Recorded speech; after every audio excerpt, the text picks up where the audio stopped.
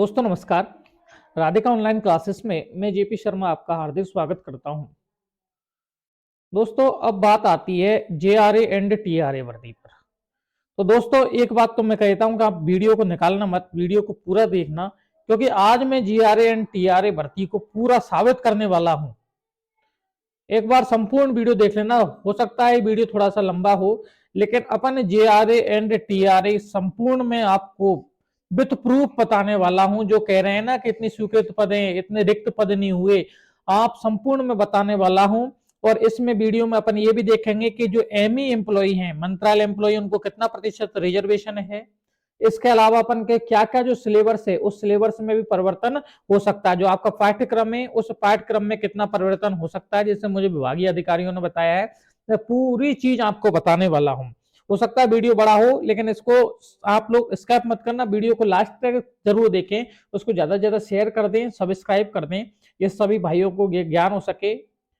देखो दोस्तों, ये एक नोटिफिकेशन आया है, जो मैंने आपको बताया भी था कि 2/1/2023 को भी जनवरी में आया है। और उस जनवरी में जो ये नोटिफिकेशन निकाला है, उसमें पद बढ़ाए गए हैं। एक तो अधिशासी अभियंता खंड बांसवाड़ा में जो सहायक लेखा अधिकारी का सेकंड का पद बढ़ाया गया है एक। और उसके बाद में इस तरीका से कनिष्ठ लेखाकार के 5547 पोस्ट हो गई हैं। और लास्ट में जाकर के आप देखो कि वर्तमान स्थिति में नवीन कैडर स्ट्रेंथ में वर्तमान में 5547 पोस्ट हैं, वो कनिष्ठ लेखाकार का कैडर है। काफी दोस्तों ने कहा था कि ये बैंकेंट नहीं है, ये कैडर है। बिल्कुल सही बात है कि आपने कहा था कि 5547 ये कैडर है वर्तमान में। कि जूनियर अकाउंटेंट की पोस्ट तो है 5547 है, डबल ए सेकंड की है वो कितनी है 3756 है, और डबल ए फर्स्ट की है जो कितनी है 2430 है। लेकिन अब मैं आपको बताने वाला हूं प्रूफ कि ये वैकेंट कितनी है। ये पोस्ट तो कैडर तो है, कोई दिक्कत नहीं है, 5547 का कैडर है वर्तमान में जूनियर अकाउंटेंट का।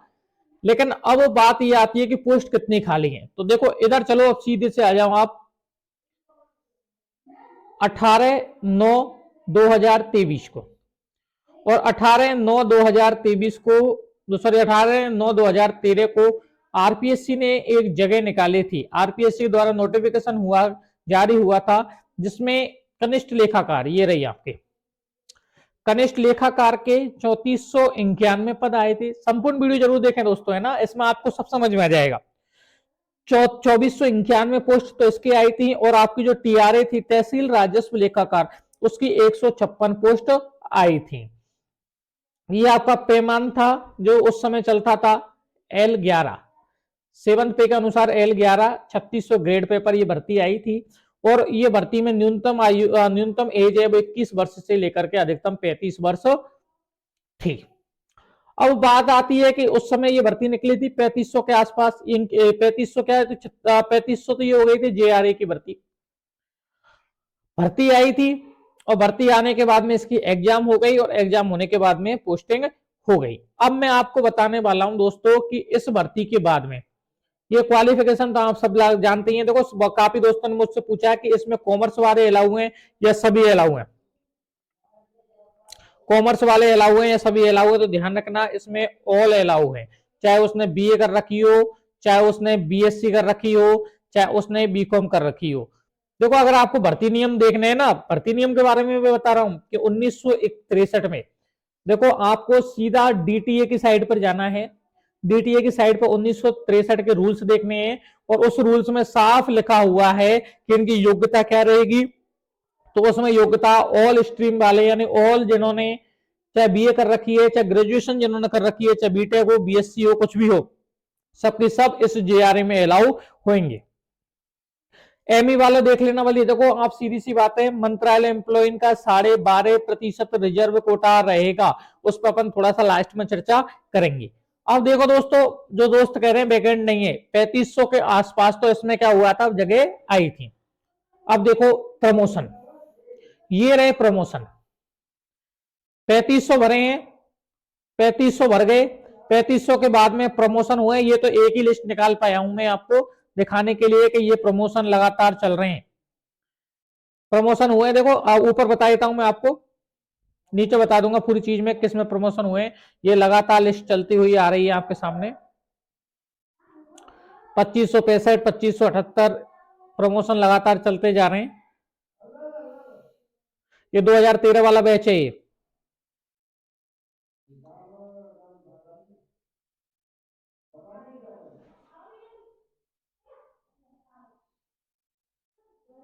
देखो समझो इसको, 2877 का बैच है ये पूरा। निकले कितनी है? 3500। प्रमोशन कितने हुए? 2877। एक लिस्ट और है 300 की, तो 3100 और 200 और 52 पोस्ट, 252 कैंडिडेट अब बचे हुए हैं, तो वो भी प्रमोटेड है। केवल कागजों के वजह से बचे हुए हैं, बाकी पूरा की पूरा स्ट्रेंथ खाली है 5547 का। ये प्रमोशन हो गए, ये प्रमोशन हुए हैं ना, ये अपन के जूनियर अकाउंटेंट जे से लेकर डब्ल्यू सेकंड में हुआ है, ध्यान रखना। अब देखो, सेवानिवृत्ति, मृत्यु उपरांत एवं सेवानिवृत्ति के प्रकरणों के अतिरिक्त उपरोक्त सभी कनिष्ठ लेखाकार के उपतान का पदोन्नति के फलस्वरूप अपने वर्तमान पदों पर इन पदों को अस्थायी रूप से यथा आवश्यकता सहायक लेखा अधिकारी सेकंड में क्रमान्वित मानते हुए कार्य ग्रहण अग्रिम आदेश तक यथावत कार्यरत रहेंगे। पदोन्नति पर वास्तविक परिलाभ कार्यक्रम की स्थिति से देय होगा। पदोन्नति अधिकारियों की परस्पर वरिष्ठता यथावत रहेगी। मतलब ये है कि जूनियर अकाउंटेंट से ये डब्ल्यू सेकंड में प्रमोट हो चुके हैं। देखो दोस्तों, हम खुद इस प्रक्रिया से जुड़े हुए हैं, हम खुद गवर्नमेंट एम्प्लॉई हैं, हम सिस्टम से जुड़े हुए हैं, हमें एक एक चीज का पता रहता है। लेकिन बड़े दुर्भाग्य की ये बात है कि दोस्त भरोसे नहीं करते हैं और वे ये सोच रहे हैं कि इतनी पोस्ट नहीं आएंगे।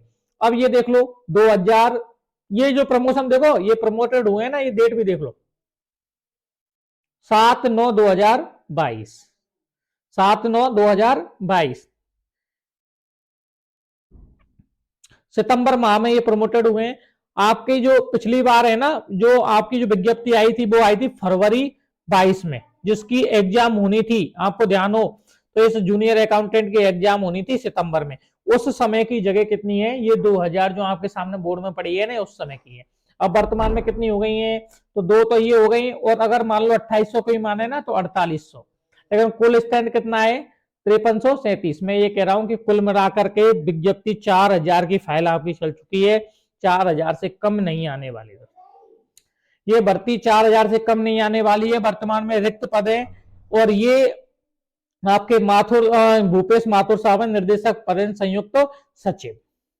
तो 4000 की फाइल आपकी चल रही है, डीओपी में आपकी फाइल पड़ी हुई है। हमारा उद्देश्य रहता है कि हम साथ साथ सब चीज को, नौकरी के साथ साथ हम उनकी जांच पड़ताल तक भी करते हैं। ये डीओपी के बाद में फाइनेंस जाएगी, और फाइनेंस वित्त विभाग कितनी परमिशन देता है कि मुझे पता है कि इस समय ये वाला जो ईयर होगा मित्रों, जो आपका 2023 से लेकर के और 24 जो ईयर होगा, ये सिर्फ बेरोजगारों का बजट का घोषणा, ध्यान रखना।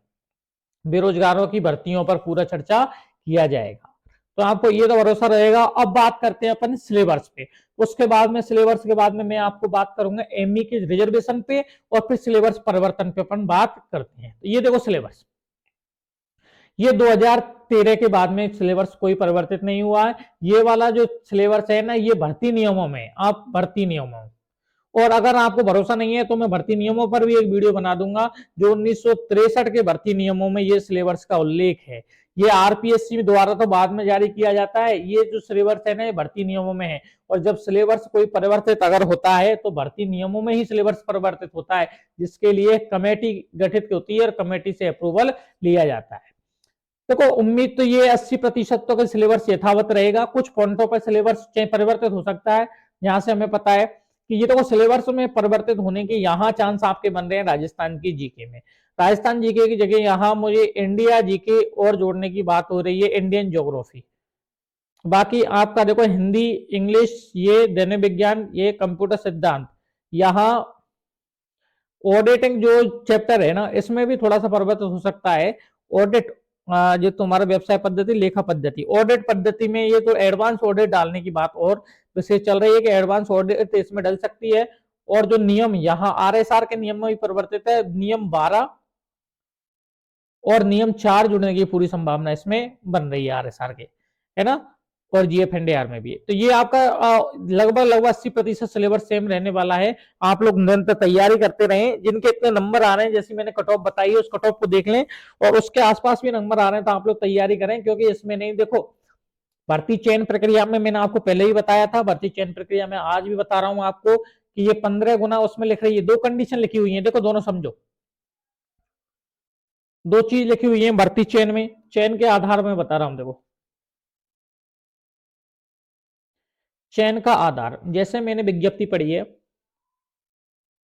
विज्ञप्ति पड़ी हुई है, उसमें दो चीज लिखी हुई है कि ये सीएटी में, समझो इसको, बार बार आप लोग कमेंट करते हो, मैं आपको बताता हूं, सीएटी में सभी के नंबर शो होंगे, इसमें सभी के नंबर शो हो जाएंगे, कहीं कोई इशू नहीं है, चाहे किसी के 50 आए हैं चाहे किसी के 280 आए हैं, सबके नंबर शो कर दिए जाएंगे।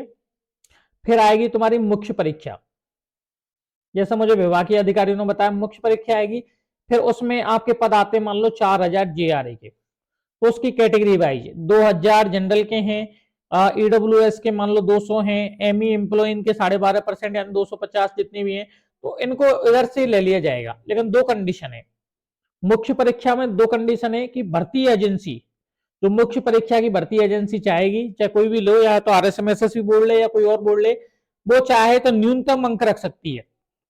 न्यूनतम अंक डिसाइड कर दिए मान लो उसने कि जनरल वाले 60 और अदर वाले 55, तो एक तो न्यूनतम वाले ही हो जाएंगे, या फिर वो चाहे तो 15 गुना, 15 गुना ले सकती है। लेकिन मुझे आपको बता दूंगा 15 गुना 60,000 होते हैं, कम से कम ये 1 से लेकर 2 लाख, 1 लाख से लेकर 2 लाख परीक्षार्थियों को पेपर में बैठानेंगे, नहीं तो इसमें विद्रोह हो जाएगा कि हमें तो मौका ही नहीं मिला। मैं आपको दावे के साथ कह रहा हूं, आप टेंशन मत लो, सभी का इसमें होने वाला है, कहीं कोई इशू नहीं है। तो कैसी लगी दोस्तों मेरी इन्फॉर्मेशन, मुझे पता है आपका प्रूफ के साथ दी है, इसको ज्यादा से ज्यादा शेयर और सब्सक्राइब और लाइक कर दें। धन्यवाद।